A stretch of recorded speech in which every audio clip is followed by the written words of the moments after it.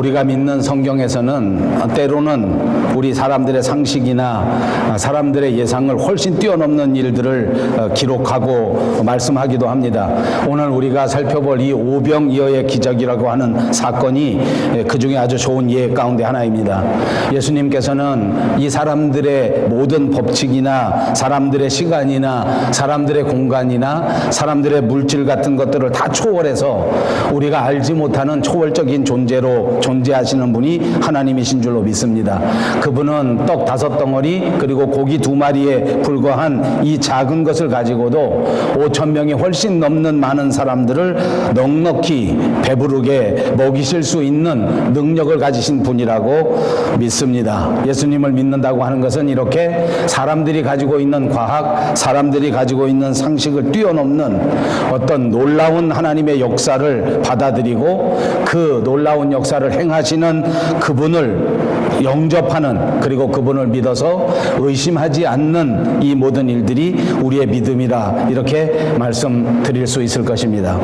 지난주에 강의하면서 우리는 예수님께서 제자들에게 능력을 주시고 또 권위를 주시면서 전도하도록 온 땅에 파송하신 사건들을 생각해 보았습니다. 제자들은 예수님에게 보내심을 받아 동리에 나가서 또 온 고루고루 부지런히 다니면서 복음을 전도했습니다. 복음이 전파되는 일을 바라보면서 제자들 스스로 제일 먼저 깜짝 놀랐습니다. 병 고치는 역사가 일어나게 되니까 세상 사람들이 고치지 못하고 용한 의원들이 고치지 못했던 그런 엄청난 병들이 말씀으로 고쳐지는 일들을 이 제자들이 가는 곳마다 체험한 것입니다. 그것뿐만 아니라 말씀이 전파되면서 사람의 상식으로는 이해할 수 없는 엄청난 기적이 여기저기서 일어나게 된 겁니다. 이 제자들이 다 체험했습니다. 자기 스스로 제자들이 나아가서 복음을 전파할 때 자기 스스로에게도 확신이 없는 그런 성경 말씀이 분명히 있었지만은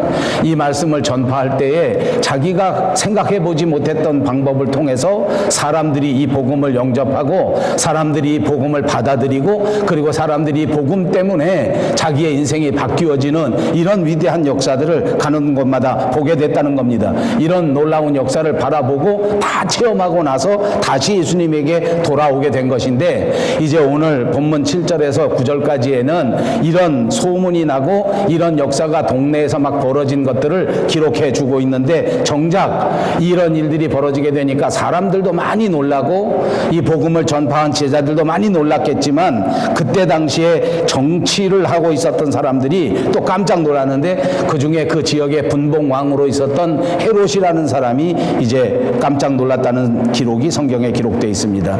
헤롯 왕은 자기가 스스로 세례 요한이라고 하는 예수님의 제자를 잡아 죽인 사람입니다. 자기가 죽였던 세례 요한이 다시 살아났다 하는 소문이 동네에서 막 벌어진 겁니다. 왜냐하면 세례 요한이 말씀이 전할 때처럼 그런 능력이 나타나고 세례 요한이 복음을 전할 때처럼 그렇게 사람들의 변화가 막 여기저기 나타나게 되니까 이 헤롯 왕의 생각에서는 이 세례 요한이 다시 살아났다 하는 착각 속에 빠지면서 갑자기 불안해지고 갑자기 발을 동동 구르는 상황이 됐다는 것입니다. 이 헤롯 왕이라는 사람은 정확하게 말하면 헤롯 안티파스라고 하는 사람인데 갈릴리 지방 그리고 베레아 지방을 다스리는 분봉 왕이었습니다. 왕은 왕인데 분봉 왕인데 이것도 정치적으로 보면 총독쯤 되는 것이라서 로마의 황제 밑에 있는 왕입니다. 아무튼 그 지역 전체를 다스리는 정치적인 권한을 가진 사람이었기 때문에 왕이라고 해도 크게 다르지 않을 것입니다. 아무튼 왕이라고 하면 모든 권세를 다 가진 사람이요, 더군다나 요즘 같은 민주화된 그런 시대도 아닌 2000년 전 그때에는 왕이 무소불위의 권위를 가지고 있었던 사람인데 갑자기 이런 모든 권세를 가진 사람이 이 사람들의 소문을 듣고 사람들 사이에서 일어나는 일들을 듣고 갑자기 불안해 벌벌 떨게 되고 갑자기 두려움에 벌벌 떨고 죽은 사람이 다시 살아났다고 하는 그 환영에 시달리게 되는, 귀신에게 홀리게 되는 이런 일들이 벌어지게 됐다는 것입니다. 자, 예수님 믿는 제자였고 훌륭한 사람이었다는 것을 다 알고 있는데 이 세례 요한을 내가 정당한 이유 없이 잡아 죽였기 때문에 이 헤롯은 걱정을 할 수밖에 없었지요. 아무튼 걱정하게 되었습니다. 본문 9장 9절에 보니까 헤롯이 예수님을 보고자 하더라. 이 소문의 주인공이 과연 누군가 하는 것을 보고자 했는데, 이 말은 액면 그대로 세례 요한이라고 다시 태어났다고 한 그 제자들을 그걸 만나고 싶고 이 사람이 누군가 하는 것을 다 면대해 보겠다는 그런 말이 아니라, 잡아서 이런 나쁜 소문이 나게 되는 근원을 제거해야 되겠다라는 음모가 담겨져 있는 말이라고 생각합니다. 이 기록이 있고 난 다음에는 곧바로 떡 5덩어리 그리고 물고기 2마리를 가지고 5,000명을 먹이신 사건이 기록되어 있습니다.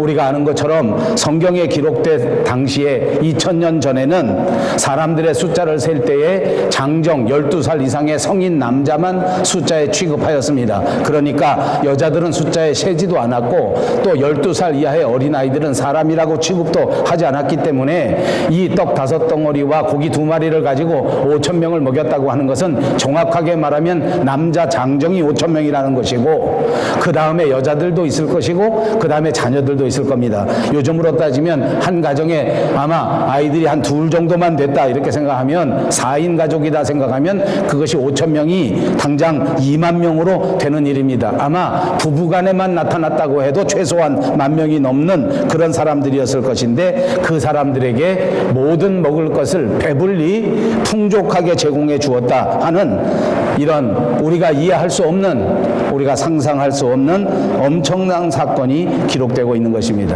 이것을 가리켜서 우리는 오병이어의 기적이다, 떡 5덩어리 고기 2마리의 기적이다, 이렇게 말하고 있습니다.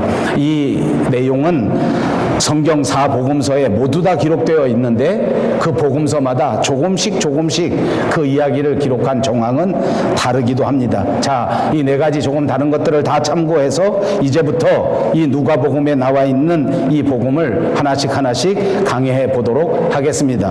우리 다 같이 한번 7절에서 9절에 있는 말씀을 다시 한번 봉독합니다. 분봉왕 헤롯이 이 모든 일을 듣고 심히 당황하니, 이는 어떤 사람은 요한이 죽은 자 가운데서 살아났다고도 하며, 어떤 사람은 엘리야가 나타났다고도 하며, 어떤 사람은 옛 선지자 한 사람이 다시 살아났다고도 함이라. 헤롯이 이르되, 요한은 내가 목을 베었거늘 이제 이런 일이 들리니 이 사람이 누군가 하며 그를 보고자 하더라. 헤롯이 아주 많이 당황했다는 것입니다. 그도 그럴 것이 죄목이 있어서 잡아 죽인 것이 아니라 정치적인 이유로 자기를 비난했다는 이유 하나 때문에, 다시 말하면 불법적으로 세례 요한을 잡아 죽였기 때문에 그걸 자기 자신은 알고 있었고, 그리고 헤롯은 왕이었지만 이것 때문에 양심의 가책이 있었고, 또 어느 정도 죄의식을 가지고 있었던 것으로 보여집니다. 당연히 그 사람이 다시 살아났다고 하니까 당황되고 불안한 것입니다. 여러분 어떻습니까? 저도 세상을 살아보니까 불안하고 당황되는 일들이 있습니다. 대부분 제 경험을 통해서 볼 때 불안한 일이 생길 때 불안해집니다. 또 잘못한 일이 있을 때 두려움이 마음속에 확 다가오게 됩니다. 또 겁이 나게 되면 정말 당황해서 판단을 제대로 하지 못하고 그냥 어쩔 줄 모르게 되는 상황이 삶에서 있기 마련입니다. 그리고 또 살아보니까, 또 그런 일들을 다 지내보니까 사실은 내가 걱정하고 근심하고 당황하고 불안한 일들이, 그것이 정확한 사실에 근거하지 않았는데도 불구하고 잘못 알고 불안하고 당황한 일들이 적지 않습니다.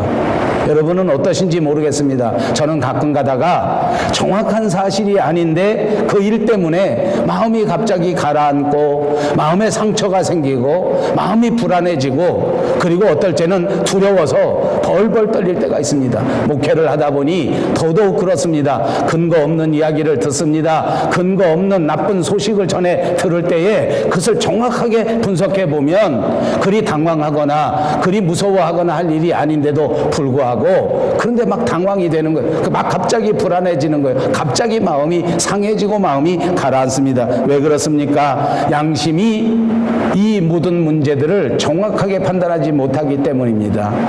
정확하게 판단하지 못하는 이유는 또 무엇입니까? 그것은 우리가 죄 가운데 가운데 있기 때문입니다. 만약 우리가 예수님 앞에 완벽하게 우리의 죄악의 문제를 해결했다고 하면 완전히 주님 앞에 나가 내 모든 문제를 고백하고 깨끗이 죄사함을 받았다고 하면 세상의 어떤 상황에서도 우리는 두려워하지 않고 당황하지 않고 불안하지 않는 하나님의 선물을 받아 평안을 누리게 될 줄로 믿습니다. 오늘 예배하는 저와 여러분, 하늘에서 내려주시는 이 위대한 평화, 이 평강이 여러분의 마음속에, 여러분의 가정 속에 강처럼 충만하시기를 주님의 이름으로 축복합니다.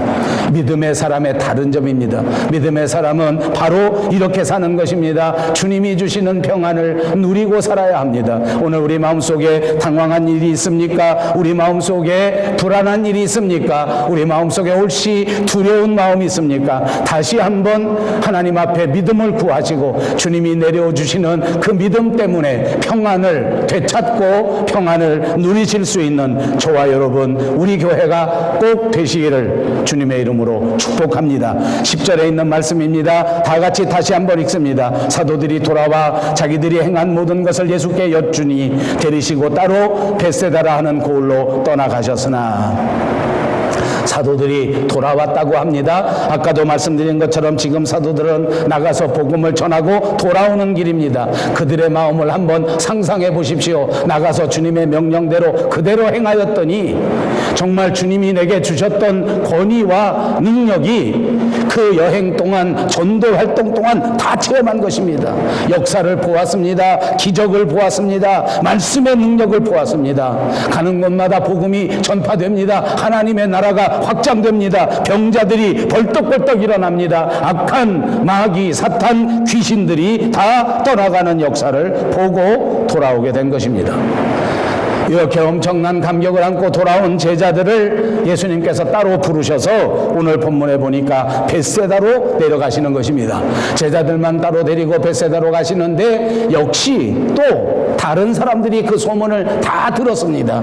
그래서 예수님이 초청하지도 않았는데 많은 무리들이 예수님과 제자들의 뒤를 따라오게 된 것입니다. 무리가 알고 따라왔거늘 예수께서 그들을 영접하사 하나님의 일을 이야기하시며 병 고칠 자들은 고치시더라. 놀라운 일입니다.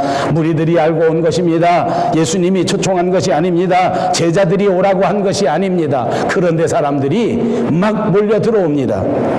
여러분, 우리들 같으면 어떻게 했겠습니까? 내가 청하지 않은 손님이 갑자기 온 것입니다. 내가 기대하지 않는 사람들이 막 내 집으로 막 오는 것입니다. 그러면 우리는 어떡합니까? 우리는 그 사람들에게 불쾌함을 표시합니다. 우리는 그 사람들을 받아들이지 않습니다. 약속도 없이 왜 왔느냐? 내가 초청하지도 않았는데 왜 왔느냐 하지 않겠습니까? 그런데 오늘 보니까 예수님께서는 그들을 영접해 주셨습니다. 때로는 우리가 믿다가 예수님 앞에 나아갈 때에 예수님의 초청을 받지 않고 주님 앞에 나갈 수도 있지 않겠습니까? 때로는 정말 우리가 예수님 앞에 감히 나아갈 수 있는 형편이 아닌데, 나의 부족함과 나의 연약함을 내 스스로 알고 있는데 그래도 내가 주님 앞에 나간다면 주님이 나를 받아줄 것인가 하는 마음이 들 때가 있지 않으십니까? 그때 이 말씀을 기억하십시오. 어느 때 주님 앞에 가도 예수님께서는 우리를 영접해 주십니다.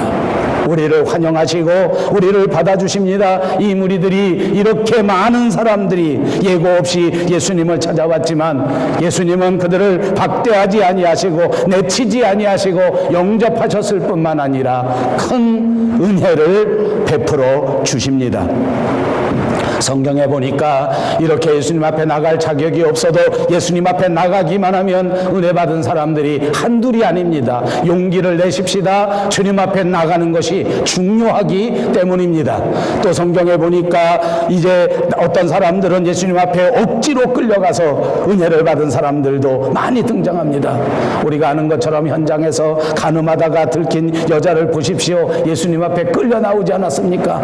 많은 사람들 앞에 억지로 창피 창피하게 나오지 않았습니까? 그렇게 억지로 나와서도 예수님에게 감당할 수 없는 은혜를 받고 죄사함을 받게 되었습니다. 구레네 시몬이라는 사람은 아무 의지도 없이 아무 생각도 없이 걸어가다가 붙들려서 예수님의 십자가를 대신 지게 되지 않았습니까? 그는 상상조차 못했던 엄청난 은혜를 받았습니다.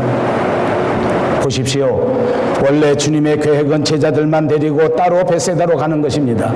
그런데 사람들이 알고 쫓아온 겁니다. 그래도 예수님은 그들을 영접했습니다. 그래서 무엇을 하십니까? 오늘 성경에 보니까 영접하고 난 다음에 예수님이 그리스도라고 말씀해 주셨습니다. 이것이 중요합니다. 은혜를 받기 위하여 예수님 앞에 나아가기만 하면 제일 먼저 벌어지는 일들은 예수님이 그리스도라고 말씀해 주시는 것입니다. 우리 한번 입으로 해보십시다. 예수님이 그리스도시다. 살다가 잊어버리기 쉬운 일입니다. 날마다 깜빡깜빡 잊어버리고 살지 않습니까? 예수님이 그리스도이십니다. 우리의 삶에 가장 중요한 것이 뭔지 압니까? 예수님이 그리스도이신 것입니다. 예수님이 구주입니다. 예수님이 주인입니다. 예수님이 주인공입니다. 예수님이 우리 세상에서 가장 소중한 분이십니다. 이 세상 그 어떤 것보다도 우리 주 예수 그리스도가 가장 귀하신 분이라는 사실을 잊지 말고 사시기를 바랍니다. 여러분, 저와 여러분은 언젠가는 하나님의 나라 본향으로 돌아갈 존재입니다. 잊지 마십시오. 이 세상에서 끝까지 영원히 사는 것이 아닙니다. 분명히 하나님 앞에 가게 됩니다. 어떤 사람은 이제 얼마 남지 않았습니다. 어떤 사람은 이제 곧 갈 것입니다. 어떤 사람은 아직 여유가 있는 사람도 있을지 모릅니다. 그러나 모두가 가게 된단 말입니다. 그러므로 주님 앞에 가야 할 사람들이 마음속에 꼭 간직해야 될 말씀은 너희는 먼저 그의 나라와 그의 의를 구하라. 그리하면 이 모든 것을 너희에게 더하시리라 하시는 말씀인 줄로 믿습니다. 우리가 이 땅 위에 살아가지만 우리의 궁극적인 본향은 하나님의 나라라는 말입니다. 우리가 세상에서 이런저런 우여곡절을 겪고 있지만 우리 인생의 가장 소중한 것은 주님 만나는 그날이라는 말입니다.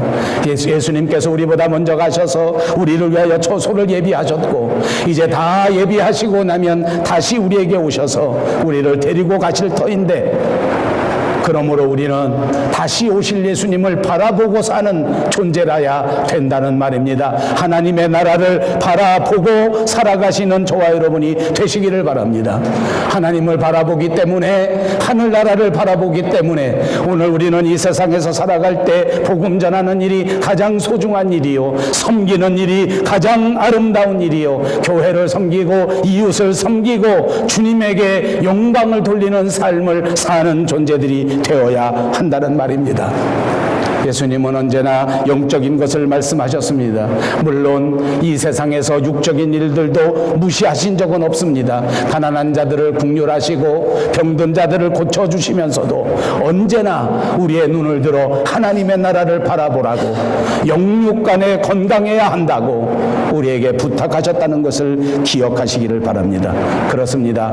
오늘 우리에게 중요한 것은 바로 예수 그리스도가 나와 함께 하시는가 그렇지 않은가 하는 것입니다. 오늘 예수님께서는 떡 5덩어리 고기 2마리를 가지고 5,000명을 먹이고 12강주리를 남게 하셨습니다. 이것은 이 세상에 있는 모든 물질 생활도 우리 주님이 책임져 주신다는 것입니다. 우리의 사회 생활도 예수님이 책임져 주신다는 것입니다. 눈을 번쩍 들어 하늘나라를 바라보시고 말씀을 생각하시고 예수님을 묵상하는 삶을 살아가라고 말씀하신 줄로 믿습니다.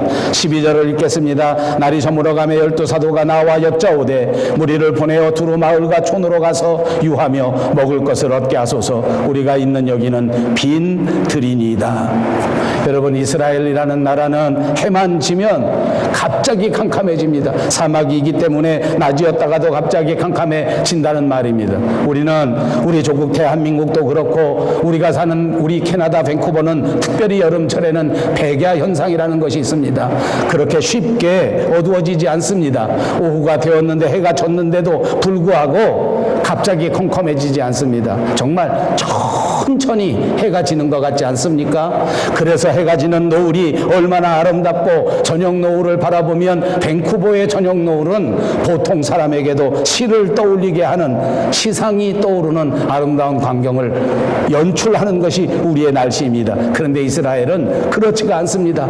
갑자기 낮이었는데 해가 뚝 떨어지면 금방 컴컴해집니다. 그러니까 사람들이 저녁 시간이 되고 오후 시간이 되고 해질녘이 되면 우리보다 훨씬 더 불안합니다. 갑자기 어두워질 것이기 때문에, 갑자기 아무것도 할 수 없는 형편이기 때문에 그때부터 막 분주해지는 거예요. 빨리 집에 가서 밥해야 되고, 빨리 집에 가서 준비해야 되고, 빨리 저녁 먹어야 되기 때문에 사람들이 다 궁금합니다. 그래서 날이 저물어 가니까 제자들이 다급한 마음에 나와서 말씀하시기를, 이 사람들, 이렇게 많은 사람들 빨리 마을에 돌아가서 밥 먹게 하셔야 됩니다. 우리가 여기서는 지금 도저히 이 사람들을 먹일 양식이 없지 않습니까? 그러면서 제자들이 말하기를, 여기는 빈들입니다. 여러분, 오늘 저와 여러분이 살아가는 삶의 현장을 한번 떠올려 보십시오. 여러분이 사는 삶의 현장이 오늘 이 제자들이 보는 것처럼 빈들과 같이 황량하게 느끼시는 분은 혹시 없습니까? 사람의 생각으로 보면 인간이 살아가는 삶의 현장은 자꾸만 어려워지는 것 같습니다. 지난주 금요일에도 제가 말씀드렸지만, 저는 요즘에 한국에서 들려오는 소식을 들을 때마다 마음이 정말 답답합니다. 우리의 현실은 마치 옛날 우리가 나라를 잃어버릴 때와 같은 그런 참담한 상황인 것 같이 생각도 듭니다. 도대체 이 정치적인 문제, 이 외교적인 문제, 이 경제적인 문제를 어떻게 해결할 수 있을까? 아무리 생각해봐도 대답이 없을 정도로 답답합니다. 제자들도 그랬습니다. 오늘 이 광야에서 상황을 살펴보니까 도저히 이 상황을 해결할 수 있는 방법이 없습니다. 여기는 빈들입니다. 음식점이 있는 곳도 아닙니다. 먹을 것을 구할 수 있는 인가가 있지도 않습니다. 예수님이 태평하게 가만히 계시는데 여기는 해질녘이 되어 금방 해가 지게 되면 캄캄해져서 집에 돌아갈 수도 없는 상황이란 말입니다. 다급합니다. 당황합니다. 오늘 설교 내내 제가 말씀드립니다. 왜냐하면 저도 인생을 살면서 돌이켜볼 때 하나님 앞에 부끄러운 것은 늘 당황하는 마음을 가지고, 다급한 마음을 가지고 살 때에 실수를 많이 했기 때문입니다. 마음이 당황되고, 하나님이 책임져 주시는데 그걸 모르고 마음이 불안해서 당황하게 되면 그 순간적으로 판단이 흐려지더라고요. 조금 흉한 말인지 몰라도 우리 어른들이 하는 말 가운데, 사람들이 당황해서 판단을 제대로 하지 못하면 똥 마려운 강아지 뱅뱅 돌듯 한다 라는 말이 있습니다.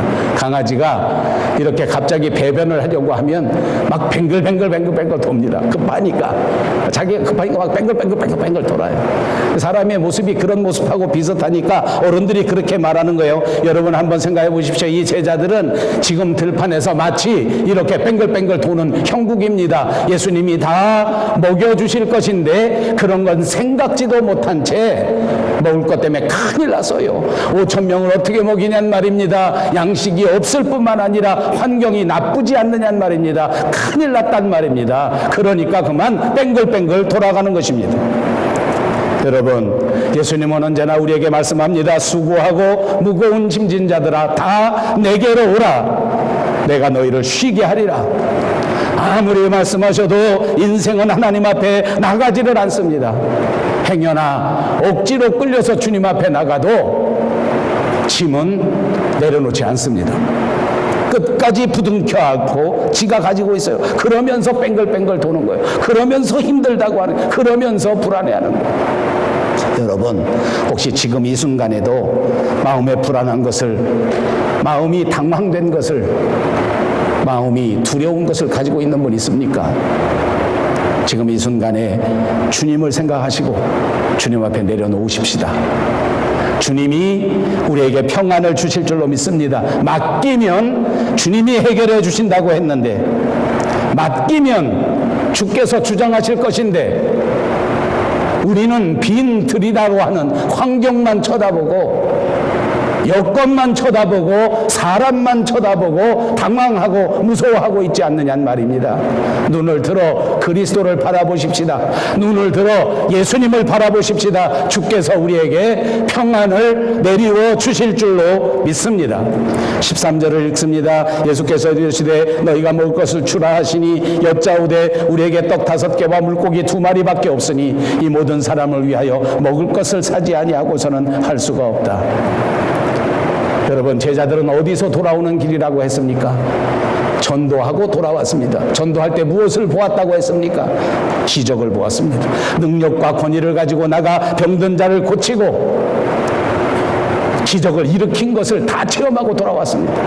지금 보리떡 5개, 물고기 2마리 가지고 5,000명, 10,000명, 20,000명 넉넉히 먹이고도 남을 수 있다고 하는 사실을 알만도 한데 아직도 모르는 거예요.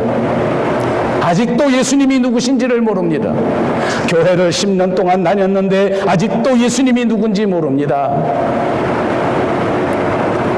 아버지가 되고 엄마가 되어 20년, 30년 살았는데 아직도 자식들이 어떻게 생각하는지를 모릅니다. 직장을 가지고 10년, 20년 일했는데 아직도 깜깜합니다. 빈들인데 어떻게 한단 말입니까? 캄캄해지는데 어떻게 한단 말입니까? 라고 반문하고 있는 것입니다. 이거 우리들의 모습 아닙니까? 주님 앞에 맡기면 빈 들에서도 주께서 역사하시는 것을 믿으시기 바랍니다. 주님 앞에 맡기시면 여러분의 심령도, 여러분의 가정도, 여러분의 직장도, 여러분의 교회도 주께서 책임지는 것을 믿으시기를 바랍니다. 14절에는 남자가 한 5,000명 되밀어라 제자들에게 이르시되 때를 지어 한 50명씩 앉히라 하셨습니다. 어떻게 하셨습니까? 5,000명을 50명씩 앉히라는 것입니다. 무엇을 말합니까? 여러 가지 의미가 있습니다. 저는 한 가지만 오늘 말하려고 합니다. 그것은 50명씩 앉히는 질서를 말하는 것입니다. 지금 정신이 하나도 없습니다. 5,000명이 막 중구난방입니다. 그랬더니 예수님이 50명씩 줄을 세워서 앉히라는 것입니다. 반듯하게 질서 정연하게 앉으라는 것입니다. 여러분, 사랑하는 여러분의 가정에 질서가 있으면 회복되는 역사가 일어날 줄로 믿으시기 바랍니다. 그러므로 가정 안에 가장 중요한 것은 질서입니다. 여러분, 직장 안에도 질서가 필요합니다. 오늘 우리 조국에도 질서가 필요한 줄로 믿습니다. 우리 교회 안에도 하나님의 질서가 임할 때에 다시 회복되는 역사가 일어나게 될 줄로 믿습니다. 질서가 없으면 그것이 혼돈이요, 질서가 없으면 그것이 타락입니다.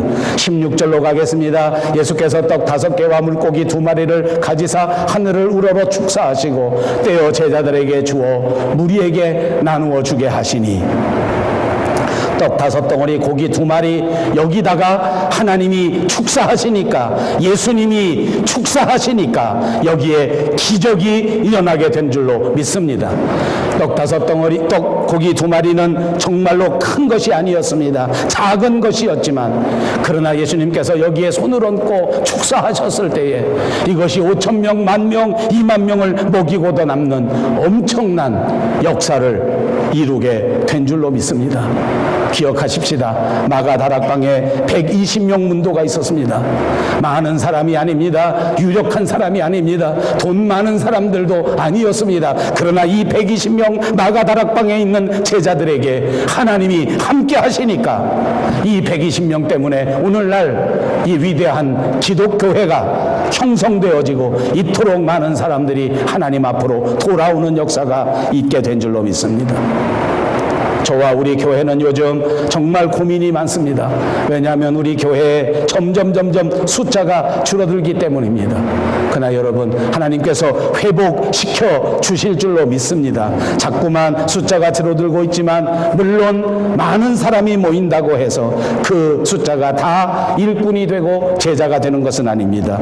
중요한 것은 우리가 제자가 되어 믿음을 회복하는가 그렇지 않은가 하는 것이 문제입니다.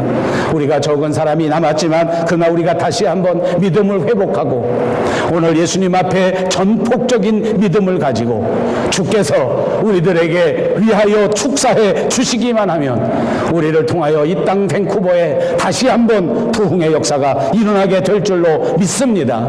이 조그마한 도시락에 예수님이 손을 얹으셨습니다. 이 조그마한 우리 밴쿠버 용성 교회 위에 지금 이 시간 우리 주님이 손을 얹고 기도해 주시기를 주님의 이름으로 축복합니다. 하나님의 은혜는 주님의 기도를 힘입어 주님의 축사를 힘입어 내려오시게 되었습니다. 이제 17절을 보십시오. 먹고 다 배불렀더라. 그 남은 조각을 12바구니에 거두니라. 배가 불렀습니다. 풍성하게 되었습니다. 사랑하는 여러분, 영육 간에 풍성해지는 역사가 예수님 안에 있다고 하는 사실을 믿으시기 바랍니다. 오늘 이 순간 하나님 앞에 간절히 구하셔서 우리 모두에게, 우리 교회에게 영육 간의 풍성함이 강처럼 넘쳐나게 되기를 바랍니다. 사랑하는 여러분, 이 세상의 물질은 많이 가진 사람도, 이 세상의 권력은 많이 가졌다고 할지라도 그것을 누리지 못하는 사람이 얼마나 많은지 모릅니다. 하나님이 함께하지 않으시면 물질이 복이 아닙니다. 권력이 복이 아닙니다. 학력이 복이 아니더라고요. 세상에 가질 것을 많이 가졌는데도 불안에 시달리다가, 걱정에 시달리다가, 우울증에 시달리다가 스스로 목숨을 끊어버리는 사람을 얼마나 많이 보게 됩니까? 물질은 부족하지만, 건강도 부족하지만, 숫자도 연약하지만 그러나 하나님 앞에 풍성함을 누릴 수 있는 그리스도인, 풍성함을 누리는 교회 얼마든지 있을 수 있다고 믿습니다. 하나님이 때를 따라 풍성함을 주시기 때문입니다. 오늘 이 제자들은 온갖 기적을 다 체험하고도, 온갖 은혜를 다 체험하고도 오늘 이 먹는 문제에 부딪히니까, 경제 문제에 부딪히니까, 자기 육체의 건강의 문제에 부딪히니까 그만 흔들리고 그만 돌아가 버리지 않습니까? 왔다 갔다 흔들리는 것입니다. 안 됩니다. 오늘 이 본문의 말씀을 통하여 우리에게 주는 교훈은 무엇인지 아십니까? 세상 때문에 흔들리지 말라는 것입니다. 환경 때문에 흔들리지 말라는 것입니다. 우리에게 주신 하나님의 약속을 믿으라는 말씀인 줄로 믿습니다. 환경을 바라보지 마시고 예수가 그리스도시다, 예수가 우리의 주인이시다, 예수가 우리를 이끌어 주신다 하는 확신을 가지고 살아가시기를 주님의 이름으로 축복합니다.